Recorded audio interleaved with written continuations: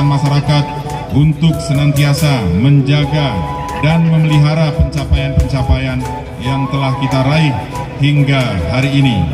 Mari kita satukan tekad untuk terus melanjutkan perkembangan agrowisata dan produk unggulan kopi di Kabupaten Aceh Tengah yang kita cintai ini. Penyelenggaraan kegiatan Festival Mobil Kopi atau produk unggulan kopi dan kompetisi barista Kabupaten Aceh Tengah tahun 2023 dengan resmi kami nyatakan ditutup.